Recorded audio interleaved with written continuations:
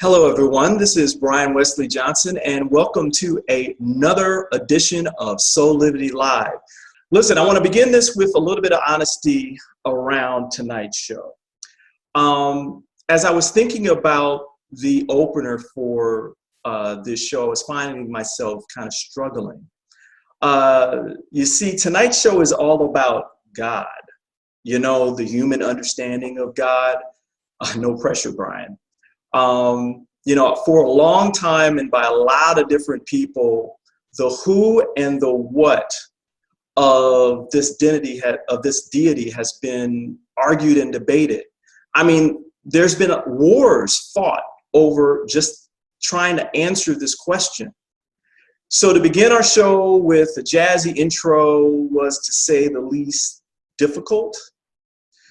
But then I thought about this again from a different perspective, and I had the idea that maybe this is really about power, and power in a certain way. I mean, regardless of what you call it, God, spirit, infinite intelligence, universal intelligence, this being has always been thought of as a pinnacle of power. Yet for many of us, what we've been taught is that this power is separate and apart from us. But how can this be when at the same time God is supposed to be everything, everywhere, at all times? Though I've come to my own conclusions around this show is about helping you answer that question for yourself. And tonight we have a very special guest who can help navigate these complex waters and hopefully give you some needed knowledge, awareness, and wisdom.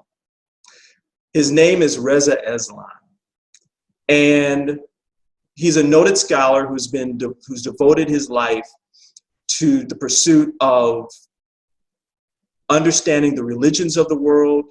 He has a very celebrated book and renowned book called Zealot, The Life and Times of Jesus of Nazareth. It's a New York Times bestseller, and it's been translated into different languages all over the world. And his latest book, God, A Human History, is the story of a complicated history about how we have created a humanistic version of the divine, which a lot of times lives outside of our reality. And he's going to go into more about this during the interview today. It's deep, y'all, very deep, and it's a worthwhile read to gain a different perspective on how, over the centuries, we as humans have created and recreated this all-powerful, all-knowing being throughout the ages. So with that, I want to welcome to Soulivity Live, Mr. Reza Aslan. Hey, Reza, how are you, sir? I'm doing well. I'm doing really well. Thanks. It's great to talk to you. Sorry again about the technical difficulties. No, hey, things happen. This is what it's all about. And so we just move with the punches. And I know that your time is kind of limited, so we're just going to jump right in, okay? All right.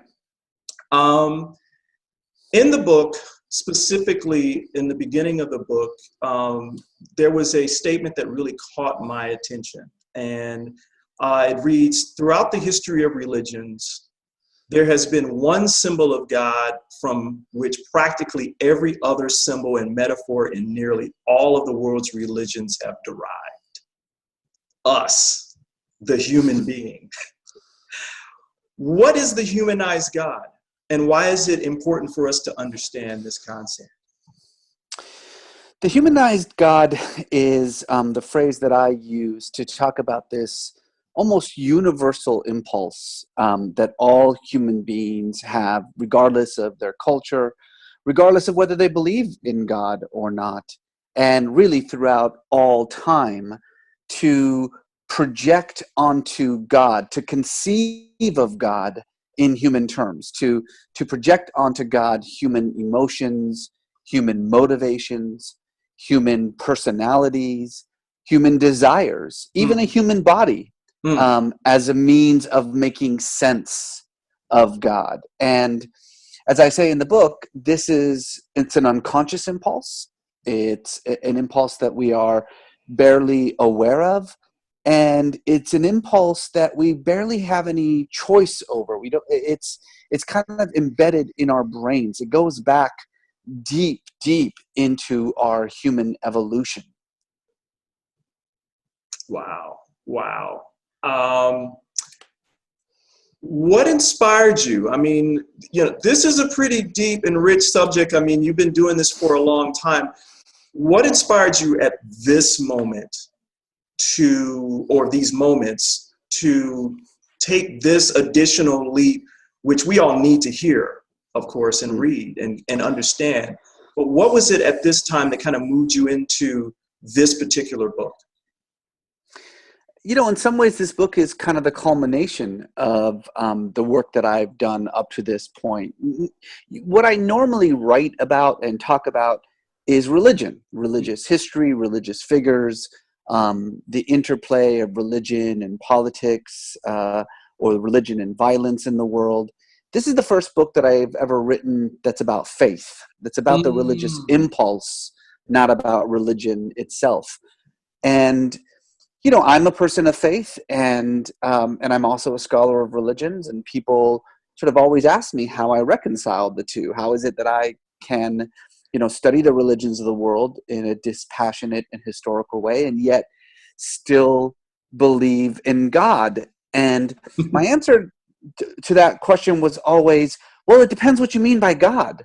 Right. And this word, it's just, what's always been so funny to me is how this word God, which of all the words in the entirety of the English language, is probably the most variable word there is, and yet it's also the word that we never bother to define. We just all assume that we mean the same thing when we say God.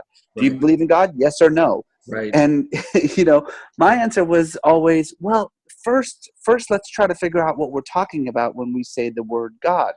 And what I discovered as I was doing the research for this book is that more often than not, whether we're aware of it or not, and again, whether we are believers or not, what the vast majority of us think about when we think about God is basically a divine version of ourselves, Right.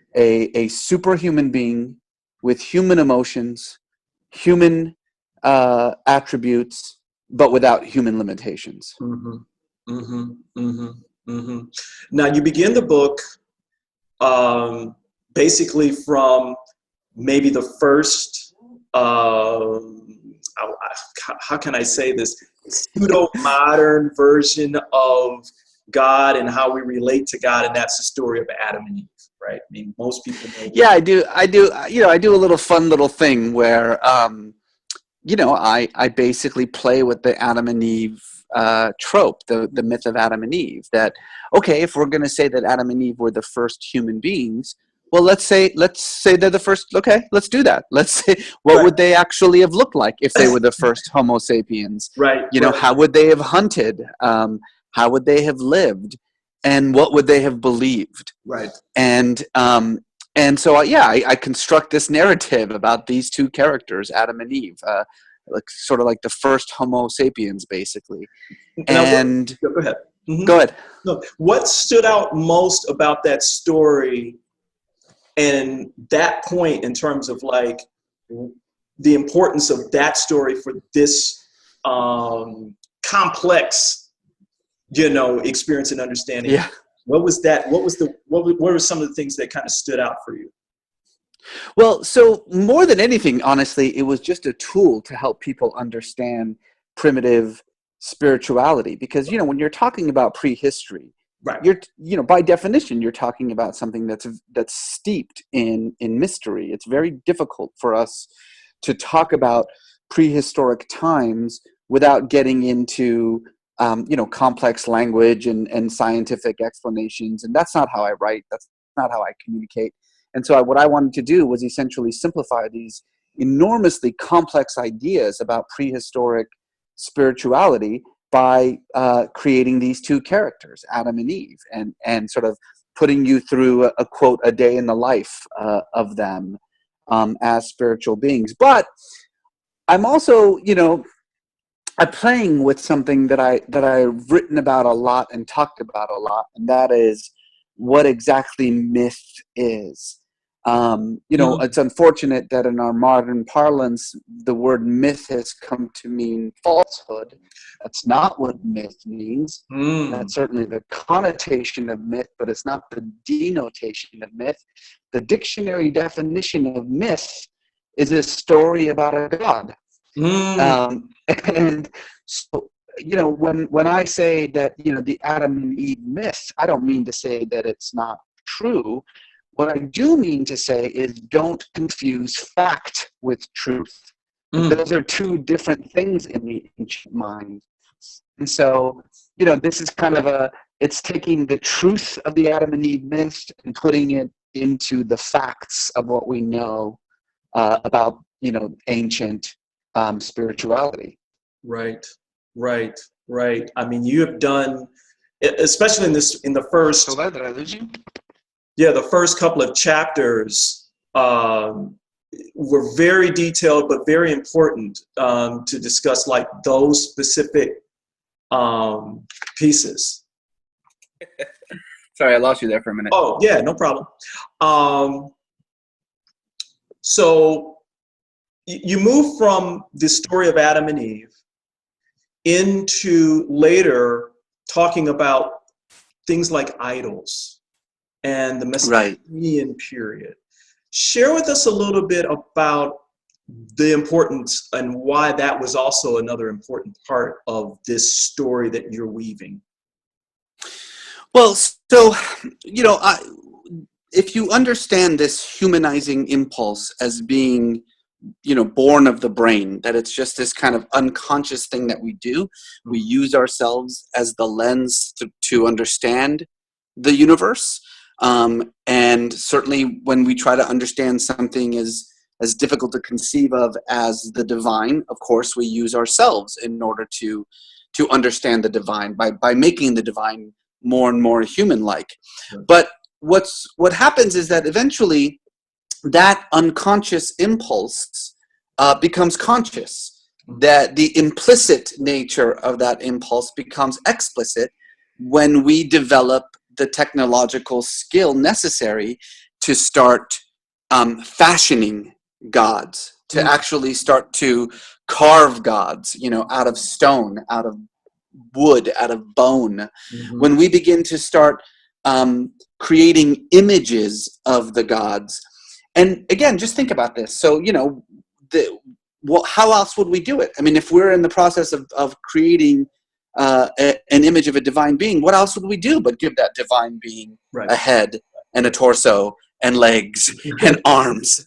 And so what that does is it actualizes the impulse, right? It makes it concrete. And so think about it this way, if you're going around and you have this kind of fuzzy, blurry idea of the gods in human form, and then suddenly that thing becomes concrete and real. Now it's an idol. It looks like something.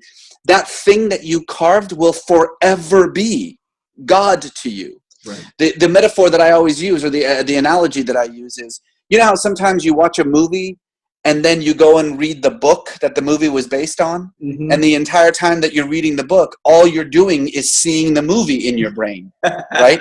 You're seeing the actor be the character the entire time, right? Right. That's what happens. So when we achieve the skill necessary to start actually creating images of the gods, that unconscious impulse becomes real, it becomes concrete, it becomes, and I don't mean this as a pun, set in stone all of a sudden. Right. And by the way, the exact same thing happens when we develop writing. Now we begin to write about the gods. We begin to place them in narratives, in stories. We put them in a situation, say at the beginning of the world, or in the midst of debating some aspect of the universe. And now that they're in story form, again, what choice do we have but to give them our emotions and motivations, to have them act the way we would act Right. in a particular situation. Right. And so that unconscious, implicit impulse to humanize the gods becomes conscious and explicit. Is this also why, I'm linking this to the writing.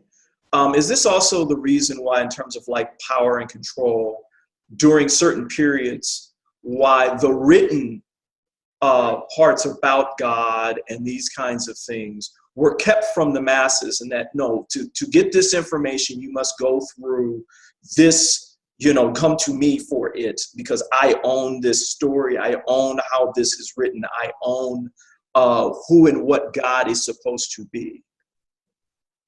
Well, yes, but actually it starts earlier than that. Okay.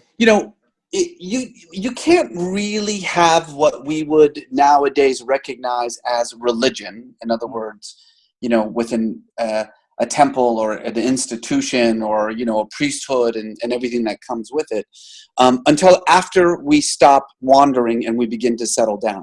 Mm-hmm. See, we used to take our gods with us as we went from place to place to place. Right. And then eventually, what we did was we began to settle down, and the gods were suddenly no longer movable gods, right? And again, that humanizing impulse starts to kick in.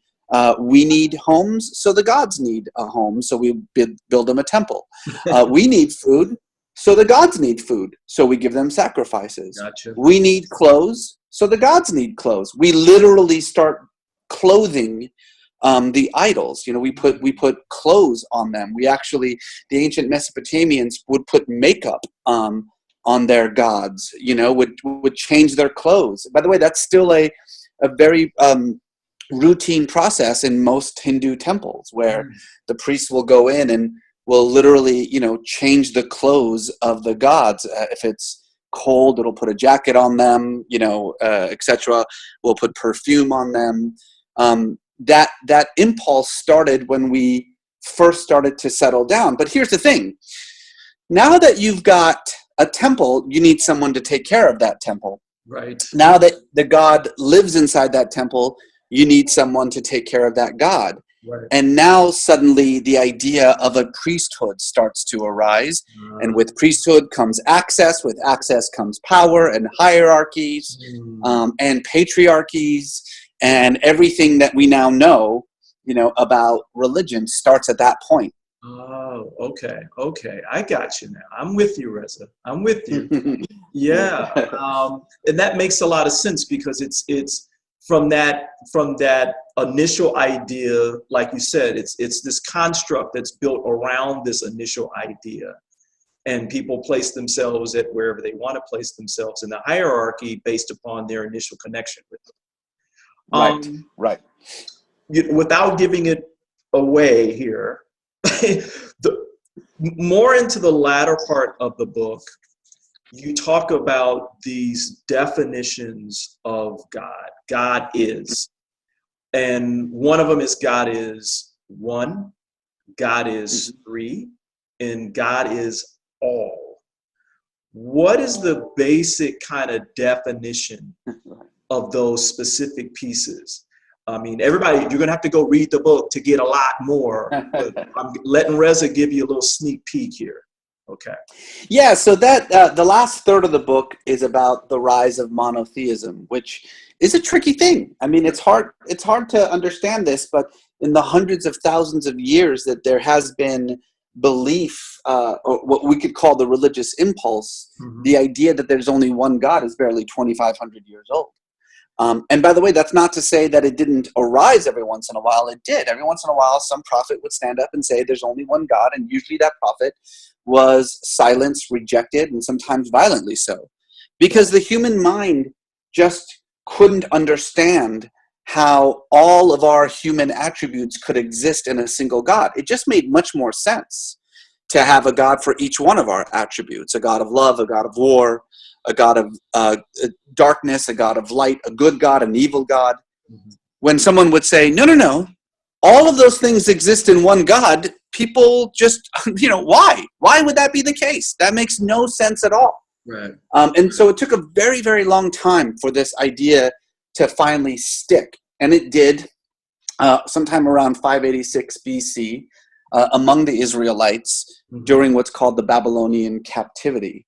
And that's that notion that God is one. And it was a revolutionary idea, but it also wasn't all that popular. I mean, almost immediately, sects of Jews began to break off and to reinterpret this idea of monotheism in interesting ways. Most interestingly, try to figure out a way to get acts of evil out of God's hands. Like, that was an important thing. Like, okay, fine, there's one God, but that God can't be both good and evil. That doesn't make any sense. Right. And so all kinds of ideas were created to kind of ameliorate that theological problem. One particular sect of Judaism that we now call Christians came up with a very good idea, which was the devil, a guy that does not exist in the Old Testament. There is no such thing as an evil being who is the adversary of God anywhere in the Old Testament. That idea suddenly arises in the New Testament. And so that's, the Jewish idea was God is one. The Christian notion, Christianity, the most important thing to understand is that despite the fact that Christianity began as a Jewish sect, within a generation, non-Jews, Greeks, outnumbered Jews in Christianity, by 10 to 1. I mean, it spent a very short amount of time as a Jewish religion, and very quickly became a Greek religion. And the Greeks were not monotheistic.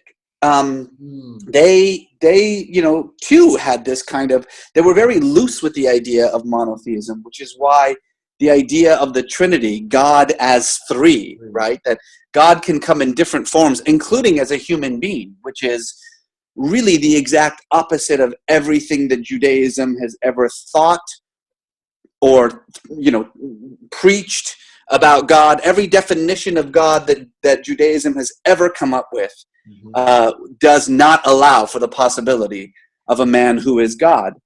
And so, but for the Greeks, that made perfect sense, right? I mean, Caesar was God, so it's not that big of a deal, right? So it was much easier for the Greeks to accept this idea than it was for the Jews, despite the fact that Jesus himself was a Jew.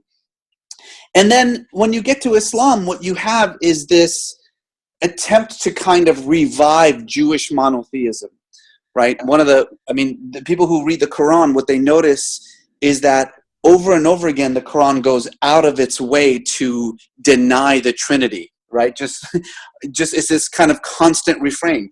God is not three, the Quran says. God is one. And in many ways, the Quranic definition of God was a deliberate attempt to bypass Christianity's definition of God, which was all-encompassing at the time, and revive the Jewish idea of God as one. But what happens within Islam is that unadulterated form of monotheism, it comes across a kind of theological conundrum, which is, if there is only one God, and if that God is indivisible, then how can anything exist that's not also God? Right. And so what you get in Islam is this notion of Tawheed, which ultimately, the Sufis really grasp onto, which is that God is everything. God is all. Right. That there can't be a division between creator and creation. They have to be one and the same. Gotcha. So there you get it. God is one, God is three, God is all. Perfect. Okay. I got it again. Last question on this subject, and then we're going to turn a little bit. At the end of the book, because I'm trying to give people just a quick glimpse of how this flows, you state that you end the book where it began. the Mhm. soul. What do you mean by that? The earliest belief that human beings held, and indeed, this is a belief that all the evidence that we have indicates predates Homo sapiens. It's a belief that we can find in Neanderthals. It's a belief that we can find in Homo erectus, Mm. is that whatever we are, we have two natures. We have a material nature, the body, Mhm. and then we have an immaterial nature. And we, in the modern parlance, we would use the word soul. I mean, that's obviously not how they would have thought about it, but you get what I mean. The idea being that there is a part of us that isn't material, that is eternal. Mhm. We have, and I laid out, in the book, ample evidence of that belief, going back not just to the very beginning of our species, Homo sapiens, but as I say, even in previous species of humans before our species even existed. Mm. We are, as a lot of modern psychological studies have shown, born with this belief. Mm. It's embedded in our brains. In fact, it's a belief that you have to unlearn, Mm. right? It's not a learned belief. It's something that you have to that you have to be taught isn't true. Right. And for about 200 years now, anthropologists and sociologists and cognitive scientists and evolutionary theorists have tried to figure out why. Why is it this case? Why is this universal belief in the soul, Mhm. this ever-present belief that exists in all people Mhm. throughout all time, in every religion, in every corner of the world, Mhm. and as I say, even before we existed? Mhm. Why? And I'm just gonna cut to the chase and tell you we don't know. We have no idea. Mm. The best answer that science has been able to come up with is that it's just some accident, some trick of the mind. Mm. That's what it is. And listen, that's not a bad theory. It's a theory. Right. It can't be proven, can't be disproven, Right. but it's a theory that it's just a trick of the mind. It's an accident of evolution.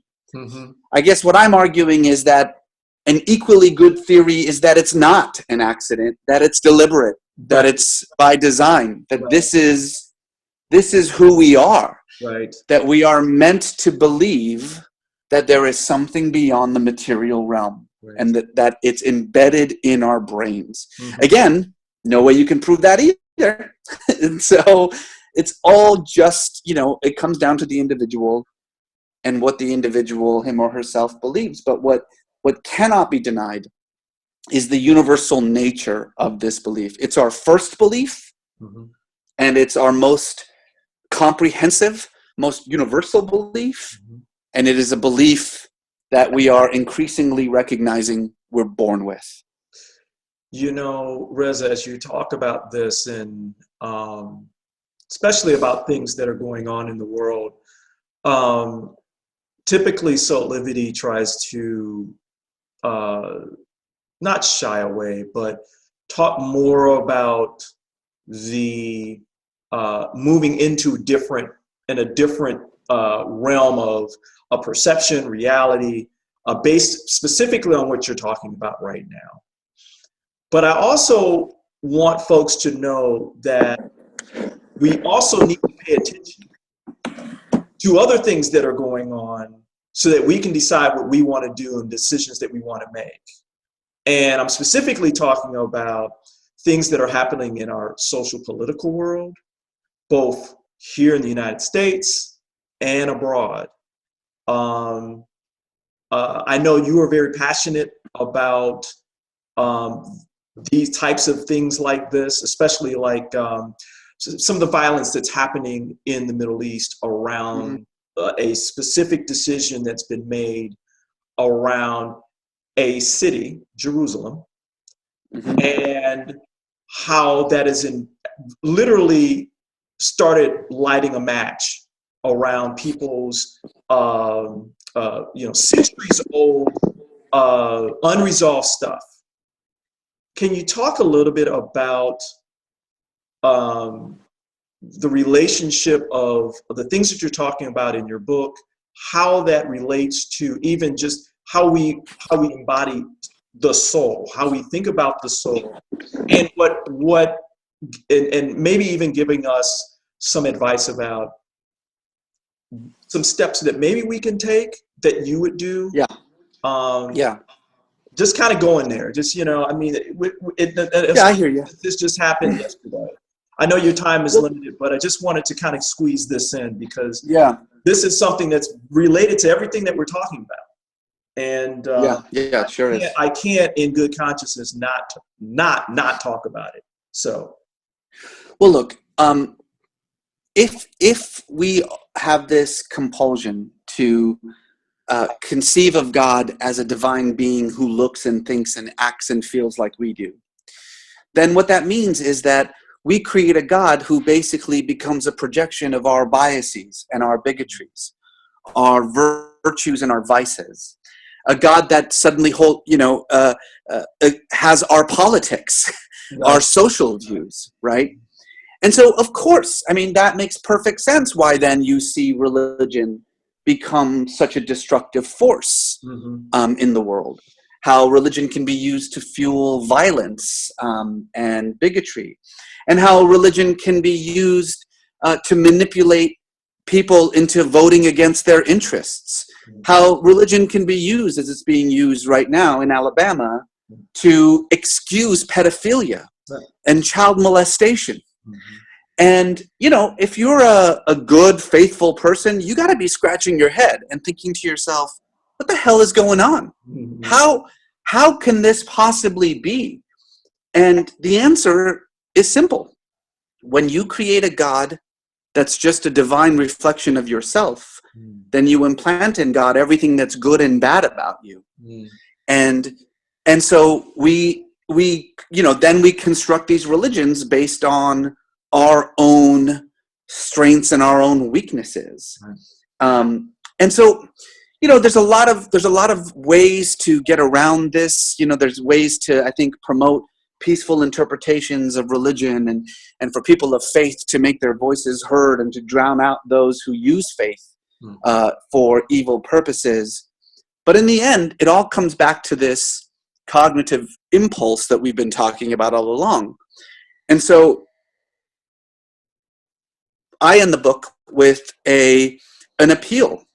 What I'm asking people to do is recognize this unconscious impulse that we have and to do something about it, to stop thinking of God in human terms, to dehumanize God, if you will, and instead think about God the way our ancient ancestors, Adam and Eve, did. Frankly, the Homo sapien version of Adam and Eve, as the divine nature of the universe, as the force that underlines all things.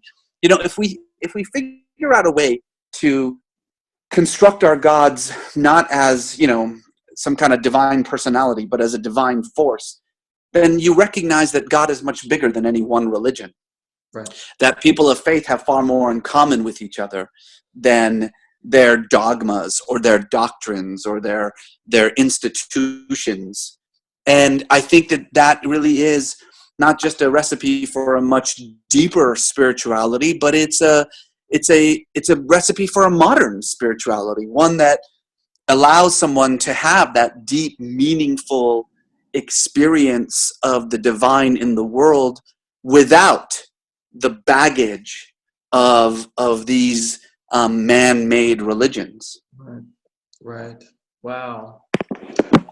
Reza, with that, I'm going to I think we can just kind of let it lie right there. Because Let that one soak in a little bit. Yeah, because that's the affirmation, right? I mean, the affirmation for what we do here at Soulivity, what my own conclusions around spirituality, but I guess the same for you. And so I want our community to kind of like take that in and use it, and buy the book, buy Reza's book. It's you know, it's fabulous. I mean, I'm on my second read of the book right now.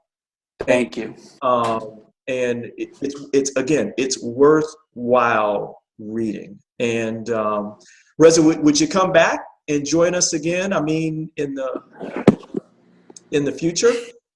Yeah, absolutely. And now that we know how to do this, we can do it a lot easier. Exactly. Well, Reza, thank you again for joining us tonight on Soulivity. And thank you for your words. Thank you for your thoughts.